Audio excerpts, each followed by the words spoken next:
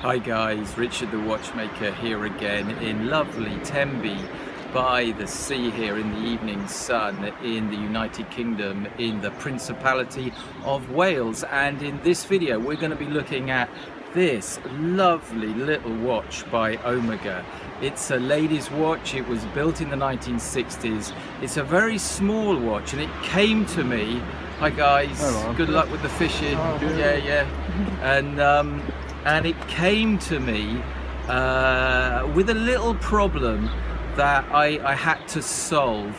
And this video is about how I diagnosed that problem and got the watch working again. So if you like my videos, please subscribe, and let's get on and look at this lovely little watch by Omega.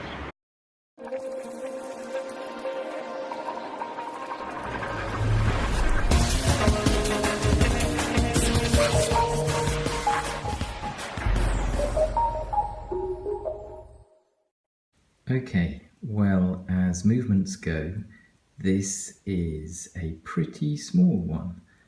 It's a movement from a little Omega ladies watch. The movement caliber is a 484 and it is about 16 millimeters across. I got the movement and the watch that came with it on eBay. I didn't pay very much because it was reported as not working, and it took me a little time to figure out what was going on.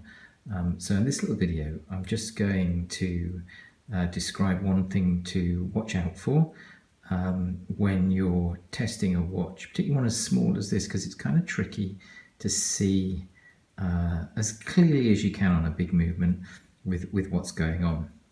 So yeah, really lovely little ladies wristwatch movement by Omega. So let's have a look at this. Here we are then, up nice and close. You can see the Omega symbol there with the 484 marking.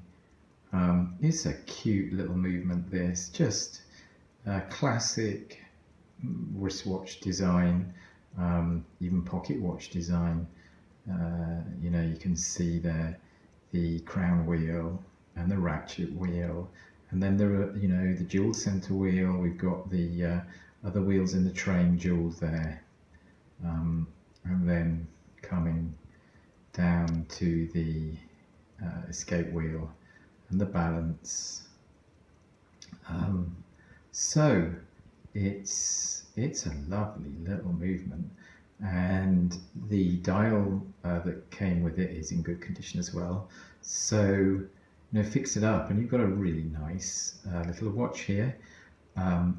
It seemed as if the wear on this watch was really very, very small.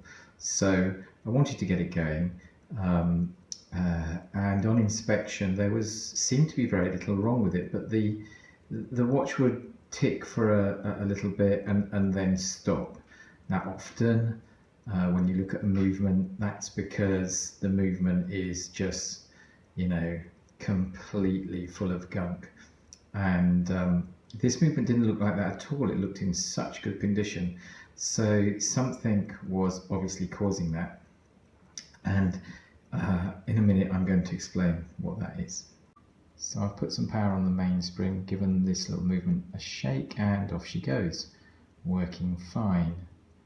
Now the depth of field on this macro camera is pretty shallow, but I'm going to try and use it to my advantage.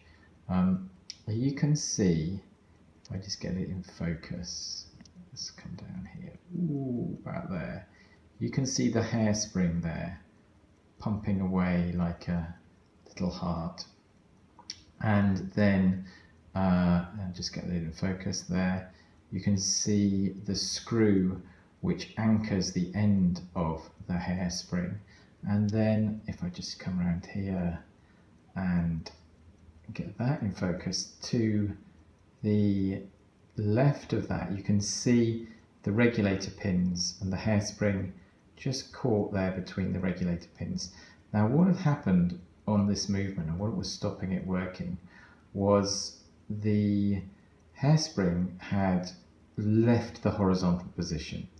So where you see it caught between the regulator pins there, it was much higher than it currently is, which had made the other side of the hairspring dip down to the extent where it started to clash against the balance itself, and that pretty soon is going to come to a halt.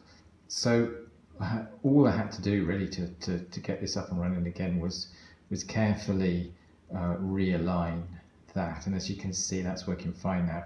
So the idea, the design of this is that the hairspring runs, and there's a good shot of it there, runs horizontally on a plane, probably about it's not even a millimeter, like half a millimeter above the balance, you see. And so I'm just going to draw that out on a little bit of paper now to show you.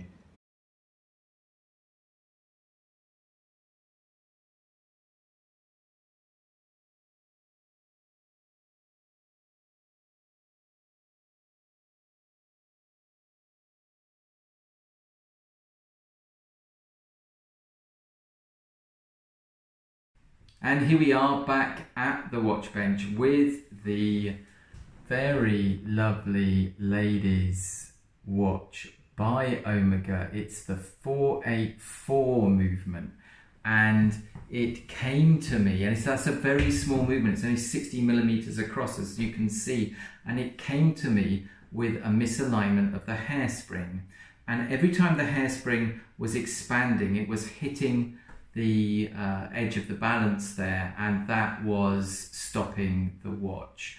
And because the watch is so small, that's quite a difficult thing to notice. So it took me a little bit of time to figure out what was going on. So the purpose of this video is just to highlight that as an issue for watchmakers when you're checking the watches that you're getting. Misalignment of the hairspring is one of the things that should be on your list of things to check. And the good news, of course, about that is it's actually, so long as the hairspring isn't completely bent out of shape, it's not a completely difficult thing to resolve reasonably quickly. And that's exactly what I've done with this lovely little watch, which now does have a new owner.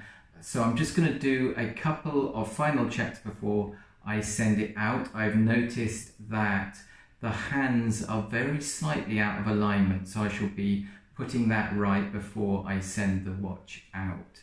So I hope you've enjoyed this video. I hope you found it useful, and please be aware that I am now doing at least one video and sometimes 2 videos a week, so there's a lot more entertainment and a lot more information coming your way, and I hope you've enjoyed this particular video. So please subscribe for all the other videos that are coming your way. But for now, thanks and cheerio from the Watchmaker.